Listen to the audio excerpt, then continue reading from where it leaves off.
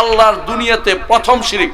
তথাকথিত ভালো লোকদের পিছনে ঢুকে ভালো লোকদেরকে ইলা বানিয়ে ফেলা, আল্লাহ বানিয়ে ফেলা। এরা ডাকতো, কাকে ডাকতো? এই ওয়াদ সুয়া ইয়াগুস ইয়াউক নাসার। ইমাম বুখারী রাহমাতুল্লাহ আলাইহি তার কিতাবুন তাফসীরে উল্লেখ করেন যে 5 জন লোক আল্লাহর ওলি ছিল, এরা মারা গেল।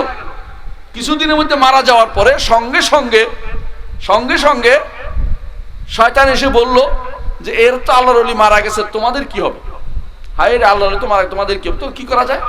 ঠিক আছে, তোমাদের এই ওলি আল্লাহদের কিছু এঁকে টেকে দেই, তোমরা এগুলির দিকে তাকাইলে মনে হবে আখিরাতের কথা, ওলি আল্লাহদের ইবাদতের কথা।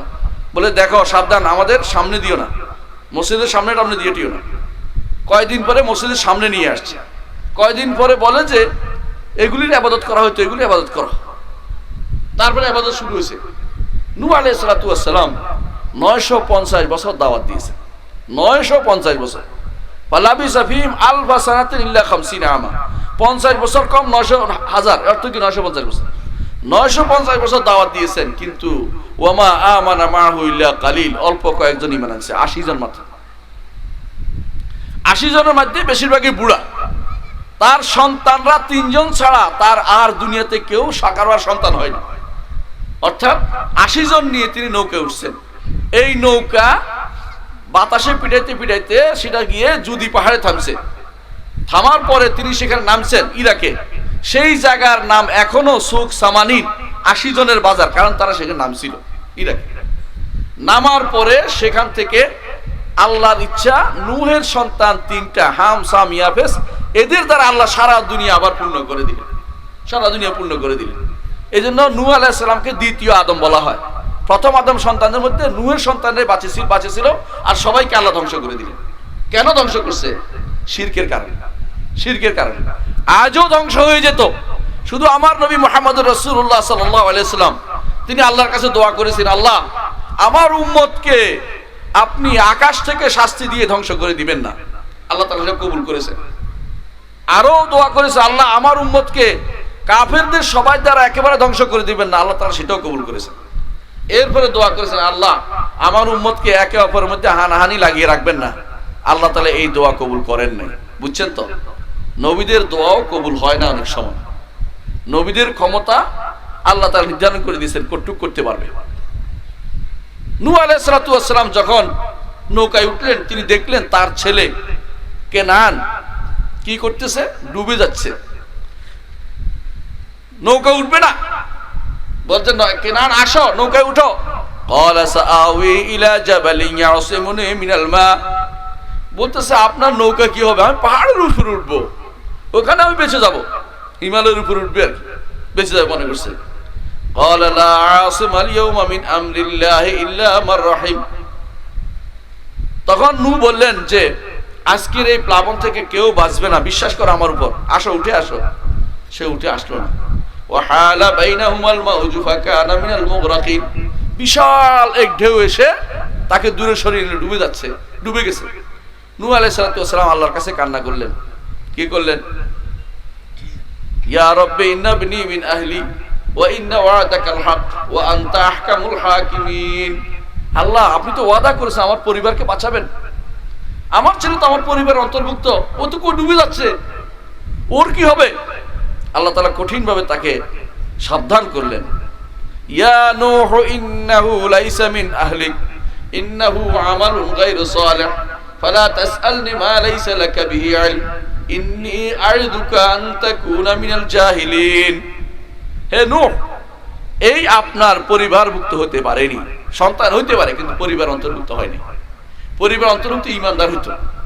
এই জন্য যে ব্যক্তি ঈমানদার নয় সে কারো পরিবারভুক্ত দাবি করতে পারে না। ঈমান হারা হলে পরিবারভুক্ত লোক নয়, অর্থাৎ ওয়ারিশ হয় না, তার কোনো কিছু সে পায় না, তার সাথে সম্পর্কতা থাকতে পারে না। পরিবারভুক্ত হতে হলে ঈমানদার হতে হবে। ইন্নাহু লাইসা মিন আহলিকা ইন্নাহু আমালুন গায়রু সালিহ, তার আমল শুদ্ধ নয়, তার আমল শুদ্ধ নয়, তার আমল ঠিক নেই, সে আমল সালেহ নয়, খারাপ কাজ করে যাচ্ছে, শিরিক করে যাচ্ছে। ফালা তাসআলনি মা লাইসা লাকা বিহি ইলম, যে জিনিস তুমি জানো না সে জিনিস সম্পর্কে আমার কাছে কোনো কিছু চেয়ে বসো না। ইন্নী আ'ইদুকা আন তাকুনা মিনাল জাহিলিন, আমি তোকে নসিহত করছি, এই আশঙ্কায় যে তুমি জাহেল হয়ে যাবে, মূর্খতার মতো আবার চেয়ে বসবে আমার কাছে, তোমার সন্তানের জীবন চাইতে পারে না, কারণ সে মুশরিক, তাকে ডুবাই ফেলবো আমি। আল্লাহ তাআলা তাকে ডুবিয়ে দিয়েছেন, কারণ সে মুশরিক ছিল। আপনার সন্তান যদি শিরিক করে, আপনার কোনো সামান্যতম উপকার আপনি তার করতে পারবেন না। আপনার বাবা যদি শিরিক করে, আপনি সন্তান হয়েও তার কোনো উপকার করতে পারবেন না। ইব্রাহিম আলাইহিস সালাতু ওয়াস সালাম তার বাবার কোনো উপকার করতে পারেননি। হাসরের দিন তিনি আল্লাহর কাছে দাঁড়িয়ে বলবেন, আল্লাহ আপনি ওয়াদা করেছেন যে আমাকে আপনি অপমান করবেন না, আমার বাবা জাহান্নামে যাচ্ছে, এর চেয়ে বড় অপমান আর কি হইতে পারে? আমার বাবা জাহান্নামে যাচ্ছে, আমার অপমান নয়? তো আল্লাহ তাআলা বলবেন, তাকাও তো তোমার পায়ের দিকে, দেখবে একটা বিদঘুটে প্রাণী নিজ হাতে জাহান্নামে ফেলে দিবেন। ঘৃণিত প্রাণী দেখে নিজ হাতে জাহান্নামে ফেলে দিবেন। কেন? তার বাপকে ফেলে দিয়েছেন নিজ হাতে, কারণ এই প্রাণী জান্নাতে যাওয়ার উপকৃত না। ঠিক যে ব্যক্তি দুনিয়াতে মুশরিক, কাফের, এরকম ঘৃণিত অবস্থায় হাসরের মাঠে উঠবে, কেউ তার জন্য এই ঘৃণার কারণে কথা বলবে তার পক্ষে কথা বলার জন্য অনুমতিও কাউকে দেওয়া হবে না। বরং যেখানে ইব্রাহিম আলাইহিস সালাতু ওয়াস সালাম তার বাপের পক্ষে কথা বলে না, এরকম কেউ বলবে না। সাইয়্যিদুল খালক মুহাম্মদুর রাসূলুল্লাহ সাল্লাল্লাহু আলাইহি ওয়াসাল্লাম তার পিতার জন্য সুপারিশ করবে না, তার মায়ের জন্য সুপারিশ করবে না। তিনি সুপারিশ করেছেন এক ব্যক্তির জন্য, একজন কাফেরের জন্য, সেটা কে? আবু তালেবের জন্য। তিনি শুভ হাসরের মাঠে তিনিও বলবেন, ইয়া আমার চাচার কি হবে? আমার চাচা তো আমাকে অনেক কষ্ট করে আবু তালেবে কি করছে, সবসময় আগলে রাখছে, নিজে মুশরিক অবস্থায় মারা গেছে। আল্লাহ তাআলা তার একটা উপকার, কাফের সে জাহান্নামে জ্বলবে, তবে জাহান্নামে তার মাত্রা, আযাবের মাত্রাটা কম হবে। সবচেয়ে তাকে কম আযাব দেওয়া হবে আবু তালেবকে। তার পায়ের মধ্যে একটি জুতা পরিয়ে দেওয়া হবে আগুনের, যেটার কারণে মাথার উপর দিয়ে, তালুর উপর দিয়ে তার মগজ উঠতে থাকবে, নাউযুবিল্লাহ। এইটা হচ্ছে সবচেয়ে ছোট আযাব। এর চেয়ে কম আযাব দেওয়ার কোনো সুযোগ নেই। কিন্তু জাহান্নাম থেকে বাঁচতে পারবে না, কারণ ঈমান নাই। ঈমান যার নাই, দুনিয়ার পাহাড় পর্বত প্রমাণ আমল করলেও কোনো কাজে লাগবে না। দুনিয়ার বুকে সে কত না কিছু করেছে, কোনো কাজে লাগবে না। কুফরি এবং শিরিক যদি কারো থাকে, দুনিয়ার বুকে কোনো কিছু তার কোনো কাজ দিবে না। দুনিয়ার বুকে মানুষ সবচেয়ে নিকৃষ্ট ওই ব্যক্তি হয়ে যাবে যে ব্যক্তি কুফরি এবং শিরকের মধ্যে লিপ্ত ছিল। এজন্য ঈমানদার তাওহীদকে তার জীবনের প্রথম সম্পদ বানায়, যে আমি আমার রবকে মানি। আমি এমন এক রবকে মানি যে রব আমাকে সৃষ্টি করেছেন, আমার মালিক, আমার পরিচালনা করেন। আমি এক আল্লাহকে মানি যে আল্লাহর নাম আছে, গুণ আছে, তার নাম এবং গুণের কোনো শেষ নেই। আমি এমন এক আল্লাহকে মানি যে আল্লাহর জন্য আমি আমার অন্তরের যাবতীয় ইবাদত আল্লাহর জন্য নিবেদন করি, মুখের যাবতীয় ইবাদত আল্লাহর জন্য নিবেদন করি। আমি আমার কর্মকাণ্ডের অঙ্গ প্রত্যঙ্গের সবকিছু আল্লাহর জন্য নিবেদন করি। আমার সবকিছু একমাত্র আল্লাহর দিকে নিবেদিত হয়।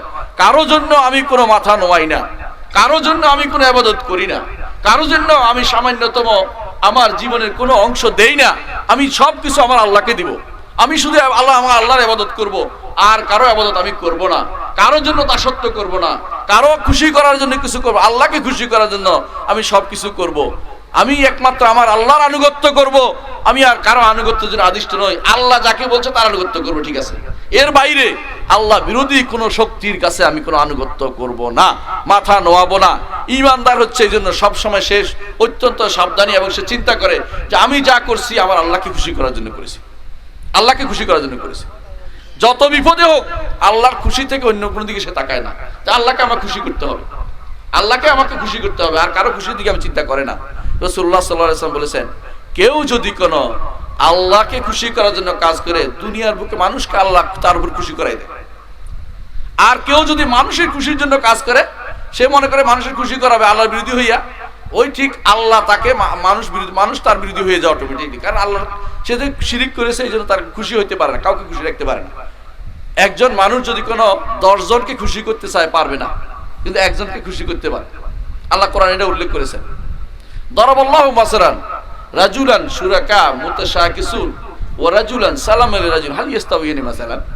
আল্লাহ তা উদাহরণ দিচ্ছেন, দুনিয়ার বুকে কেউ যদি কোনো বলে যে আমি এই সবাইকে খুশি করব, পারবে না। একজন বলবে যে আমার তো কোরমা কালিয়া খাওয়া দরকার, আরেকজন বলবে যে আমার তো রাতের বেলা ভাত খাওয়া বন্ধ, আমার রুটি করা দরকার। আরেকজন বলবে যে না, আমার তো দরকার বিরিয়ানি। আরেকজন বললো যে না আমার দরকার কাচ্ছি, আরেকজন বললো আমার যেটা দরকার। এক একজন এক এক চাহিদা। দুনিয়ার বুকে যত আপনি ওলি আল্লাহকে খুশি করতে চাচ্ছেন আপনি বিপদে পড়ে যাবেন। কিন্তু যে ব্যক্তি একমাত্র আল্লাহকে খুশি করতে চাচ্ছে, ইবাদত সব যা করে ছোটখাটো, সেজদাও আল্লাহর জন্য, তাকে খুশি করার জন্য, রুকু আল্লাহর জন্য, তাকে খুশি করার জন্য, তাসবিহ আল্লাহর জন্য, তাকে খুশি করার জন্য, তাকবীর আল্লাহর জন্য, তাকে খুশি করার জন্য, এবং আপনার অন্তরের ভালোবাসা আল্লাহর জন্য, আশা আল্লাহর কাছে, চাওয়া আল্লাহর কাছে, সাহায্য আল্লাহর কাছে, আপনি একজনকে খুশি করতে পারবেন। আল্লাহ বলে দিয়েছে এটাকে যে এমন যদি হয় প্রত্যেকেই চায় তারে খুশি করুক, এর কেউ খুশি করতে পারবে না, কিন্তু একজনকে সবাই খুশি করতে পারবে। ঈমানদার এই জন্য আল্লাহকে খুশি করার জন্য ব্যস্ত থাকে, কারোর জন্য চিন্তা করে না। যদি কেউ ঈমানদার আল্লাহকে খুশি করার চেষ্টা করে, আল্লাহ তার পক্ষে অন্যকে খুশি করিয়ে দেয়। রাসূলুল্লাহ সাল্লাল্লাহু আলাইহি ওয়াসাল্লাম বলেছেন